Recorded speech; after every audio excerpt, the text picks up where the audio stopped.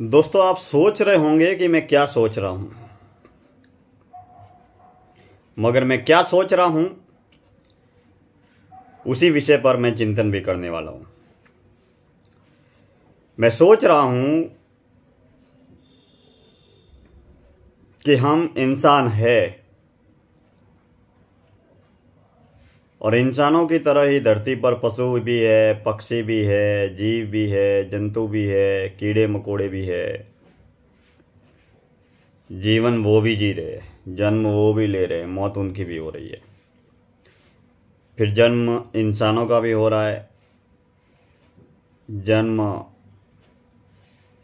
इंसानों के होने के बाद में वो भी जीवन जी रहे हैं और मौत उनकी भी हो रही है। फिर इंसान क्या कर रहा है? इंसान भी जीवन तो पशु पक्षियों की तरह ही जी रहा है। इस धरती पर जितने भी जीव है वो पूरा का पूरा जीवन पशु पक्षियों की तरह ही जी रहे हैं। हम नया क्या कर रहे हैं? कभी सोचिए और अपने आप से सवाल पूछिए कि हम नया क्या कर रहे हैं। आप खाना खा रहे हैं, पशु पक्षी भी खाना खा रहे हैं। आप घर परिवार पाल रहे हैं, बच्चों को जन्म दे रहे हैं, तो पशु पक्षी क्या अपने बच्चों को नहीं पालते? पालते हैं। वो क्या बच्चों को जन्म नहीं देते? देते हैं। फिर पशु पक्षी जानवर और इंसानों में फर्क क्या है? मानव जन्म पाने का औचित्य क्या है? जन्म लेकर बुढ़ापे का तक का जो लंबी अवधि है, उसे काम क्रोध लोभ मोह अहंकारों विषय विकारों में भोग कर मौत को उपलब्ध हो जाना, क्या ये जीवन है? सच्चे अर्थों में संसार के सारे लोग पशुओं का जीवन ही जीते हैं, भले वो हम हो या आप हो। हमने मात्र एक इंसान का चोला पहन के रखा है और थोड़ी बहुत भगवान ने हमें बुद्धि विनय विवेक दिया। इसके लिए हम जान सकते हैं, पहचान सकते हैं, हमारे रीति रिवाज है, हमारे समाज है। इसके अलावा तमाम कार्य हम पशु पक्षियों के ही करते हैं और सारी उम्र पशु पक्षी या पशु प्रवृत्ति अपना कर ही जीवन खत्म करते हैं। खैर, पशु पक्षी जीव जंतु जानवर में हम सत्य की, ईश्वर की खोज भी नहीं कर सकते, क्योंकि उनमें समझ भी नहीं होती, बुद्धि भी नहीं होती, विनय विवेक भी नहीं होता। इंसानों को जब बुद्धि मिली है, सोच मिली है, विनय विवेक मिला है, फिर इस धरती पर जितने भी इंसान है, जन्म के बाद जन्म लेते ही जैसे ही संसार की उन्हें सूझबूझ आती है, तो ताउम्र जब तक मौत को उपलब्ध नहीं होते, बस उनको धन चाहिए, नाम चाहिए, पद चाहिए, नाम चाहिए, धन चाहिए, पद चाहिए। क्या नाम कमाकर, धन कमाकर बुढ़ापे में मर जाना, क्या ये जीवन है? ये सवाल किसी के दिमाग में पैदा नहीं होते, जन्म भी नहीं लेते होते, क्योंकि यहाँ किसी को ना तो सत्य चाहिए, ना ईश्वर चाहिए, ना आत्मज्ञान चाहिए, ना आत्मकल्याण चाहिए। यहाँ हर किसी को धन चाहिए, नाम चाहिए। अगर 50 करोड़ है तो 100 करोड़ चाहिए, 100 करोड़ है तो 200 करोड़ चाहिए, एक बंगला है तो 2 बंगले चाहिए, 2 बंगले चाहिए तो 5 बंगले चाहिए। आज अगर मुझे 40,000 लोग जानते हैं तो कल 4 लाख लोग जानने चाहिए, कल 40 लाख लोग जानने चाहिए। सबकी ख्वाहिशें यही है। हर कोई नाम धन पद पाना चाहता है। सबसे पहले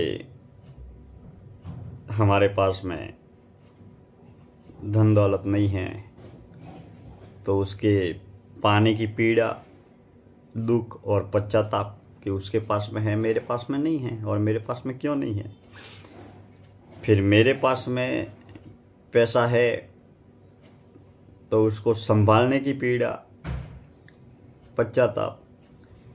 और फिर जितना है उससे भी ज़्यादा पाने की पीड़ा, पश्चाताप। तो ये संसार इसी तरीके से चलता रहा है और चलता रहेगा। फिर ये विचार मन में जन्म क्यों नहीं लेता कि हम देश और दुनिया की इतनी बड़ी बड़ी खबरें रखते हैं, हमने बड़े बड़े आविष्कार कर लिए, 21वीं सदी में जी रहे हैं, विज्ञान न जाने कहाँ से कहाँ पहुँच गया। पलक झपकते ही एक संदेश यहाँ से दूसरे कोने में पहुँच जाता है, हम कहाँ से कहाँ पहुँच गए। लेकिन हमने सारी बाहरी भौतिक तरक्कियाँ की है, इंसान आंतरिक आध्यात्मिक तरक्की की ओर ख्याल ही नहीं करता। और दरअसल जब तक हमारे अंदर हमारे जीवन को जानने की, पहचानने की, समझने की चेष्टाएं पैदा नहीं होती, तब तक हम जीवन को समझने का प्रयास भी नहीं करते। औचित्य ये नहीं है कि हम धन का, दौलत का या दुनिया का विरोध करें। औचित्य ये है कि हम जो भी कर रहे हैं उस कर्तव्य का निर्वहन करते हुए हम सत्य और ईश्वर को पाने की चेष्टा अगर करेंगे तो वाकई में जीवन बदलने भी लगेगा। हम पूरा जीवन पशु पक्षियों और जानवरों की तरह ही तो हम जी रहे हैं, कर क्या रहे हैं, वैसा ही जीवन जी रहे हैं। आप ऐसा क्या कर रहे हैं? आप अगर स्कूल कॉलेज में पढ़ रहे हैं, क्यों पढ़ रहे हैं? क्या पूछा आपने आपसे कभी? स्कूल में पढ़ रहे हैं, कॉलेज में पढ़ रहे हैं, बड़ी बड़ी डिग्रियां ले रहे हैं, बड़े बड़े डिप्लोमे ले रहे हैं, न जाने क्या क्या कर रहे हैं। कोई डॉक्टर है, कोई वकील है, कोई इंजीनियर है, बहुत बड़े बड़े पदों पर आसीन है। क्यों? ताकि हम बड़ी शिक्षा, बड़ा एजुकेशन हमारे पास में होगा तो हमें बड़ा धन मिलेगा, बड़ा नाम मिलेगा। और दरअसल जिंदगी का वास्तविक कड़वा सत्य ये भी है कि नाम, धन और पद, इन सभी सांसारिक विषय वस्तुओं का ईश्वर प्राप्ति से या आत्मज्ञान के रास्ते पर कोई ताल्लुक या सरोकार नहीं है, क्योंकि ईश्वर भाव का विषय है। झुग्गी झोपड़ी में रहकर, चटनी रोटी खाकर, सात्विक कर्म करके, सेवा साधना करके कोई अपने भावों को पवित्र और सात्विक करके कोई ईश्वर को पा सकता है, कोई आत्मज्ञान कर सकता है, कोई ईश्वर के दर्शन कर सकता है, आत्मकल्याण की राह पर आगे बढ़ सकता है। और संसार में हजारों, लाखों, करोड़ों लोगों के पास में करोड़ों करोड़ रुपया है, गाड़ी है, बंगला है, कार है, सब कुछ है। लेकिन इसके बावजूद भी पांचों पकवान खाते हैं, वो सोने की थाली में भोजन करते हैं, हीरे मोतियों की मालाएं पहनते हैं, लाखों करोड़ों की गाड़ी, बंगले, कार में रहते हैं। लेकिन इसके बावजूद भी वो सत्य और ईश्वर की अनुभूति नहीं कर पाते, क्योंकि धन तो मात्र साधन है। आपके अपने भावों को पवित्र करने के लिए, अंतःकरण को पवित्र करने के लिए, कलेजे को पवित्र करने के लिए तो बहुत बड़ा तप करना पड़ेगा। मैं अभी बहुत अच्छे कपड़े पहन लूँ, बहुत अच्छे सेंट लगा लूँ, बहुत अच्छे कपड़े पहनकर अगर मैं तैयार हो गया तो क्या मुझे भगवान मिलेंगे? नहीं मिल सकते, क्योंकि ये तो बाहरी रूप में मेरा सांसारिक रूप है। लेकिन मुझे मेरा अंतःकरण, मेरा मन, मेरी बुद्धि, मेरे दिल, मेरा दिमाग, मेरे विचारों को पवित्र करने के लिए तो न जाने कितना तप मुझे करना पड़ेगा, कितने मेरे कर्मों को सुधारना पड़ेगा, मुझे कितनी साधना करनी पड़ेगी, मेरे कर्मों को और मेरे विचारों को कितना बदलना पड़ेगा, तभी जाकर तो मन बदलेगा। अगर मैं बहुत अच्छी बातें कर लूँ, सेवा की, दया की, परोपकार की, बहुत अच्छी अच्छी बड़ी बड़ी बातें कर रहा हूँ, मान लो सारी दुनिया का सारा ज्ञान मेरे पास ही है, मगर मेरा अंतःकरण, मेरा मन, मेरा बुद्धि क्या वैसा है? नहीं है तो फिर कोई बात नहीं है, मतलब उससे कुछ सुधार होने वाला नहीं है, आपके अंदर भी नहीं होगा। और जब तक आप अंदर से नहीं बदलते तब तक कुछ भी परिवर्तन संभव नहीं है। सबसे पहले तो ये तय कर लेवे कि आपका जीवन का लक्ष्य क्या है। ठीक है, परिवार का लक्ष्य धन हो सकता है, व्यापार का लक्ष्य धन और नाम हो सकता है, क्योंकि संसार है, संसार में संसार के साथ में आपको चलना है और चलना ही पड़ेगा। आपके जन्म और जीवन का लक्ष्य क्या है, अपने आप से पूछे। मानव जन्म और मानव जीवन का लक्ष्य क्या है, वो आपका जीवन है। आपसे पूछे, किसी और से सवाल नहीं करना है, अपने आप से पूछिए। कभी भी जब बिल्कुल पूर्ण रूप से शांत में हो, एकांत में हो, तो अपने आप से पूछिए कि मेरे मानव जन्म जीवन का लक्ष्य क्या है। किसी को खबर ही नहीं है। यहाँ तो सबको धन कमाकर, नाम कमाकर बुढ़ापे में मरना है। मैं तो बहुत बड़े बड़े बुजुर्गों से मिला हूँ, उनके चित्त की वृत्ति, अंतःकरण को मैंने बातचीत करते हुए पढ़ा है। गांव में मैं जब गया तो बहुत सारे बुजुर्गों से बातें की, वो बातचीत नहीं करना चाह रहे थे। इसके बावजूद भी मैं रह कर मारवाड़ी देसी अंदाज में राम राम सा बोल के उनसे बहुत सारी बातें की, सवाल जवाब किए। वो मुझे भी जानते थे, वो मेरे को भी जानते थे। इसके लिए बातें करना आसान भी रहा। लेकिन मैंने जाना कि उनके दिल दिमाग बुद्धि में क्या चल रहा है, उनके चित्त की वृत्ति कैसी है, उनका अंतःकरण कैसा है। तो संसार के सारे लोगों का लक्ष्य एक ही है, नाम धन पाकर बुढ़ापे में मर जाना, मौत को उपलब्ध हो जाना। हजारों लाखों लोगों में गिने चुने लोग होते हैं, एक आध गिने चुने लोग होते हैं मेरे दोस्तों, जिनका लक्ष्य होता है सत्य, ईश्वर। और सत्य और ईश्वर को पाने के लिए जरूरी नहीं है कि तुम साधु सन्यासी बन जाओ। यह भी जरूरी नहीं है कि तुम हिमालय में चले जाओ। ये भी जरूरी नहीं है कि तुम अपना चोला बदल दो, जो पहन रहे हो कपड़े ऐसे मत पहनो, वैसे पहनो, वैसे पहनो। ये तो अंतःकरण की यात्रा है, आपके भाव की यात्रा है। उस भाव की यात्रा में जितने आप सात्विक बनते चले जाएंगे, अंतःकरण जितना पवित्र होता चला जाएगा, उतना ही आपका जीवन भी बदलता चला जाएगा और ईश्वर की अनुभूतियां भी वैसे वैसे आपको होती जाएगी। जीवन आपका है, लक्ष्य आपका है, कर्तव्य आपका है। जीवन नियमित निर्धारित समय सीमा पर खत्म हो जाएगा, कोई किसी के लिए रुकता नहीं है।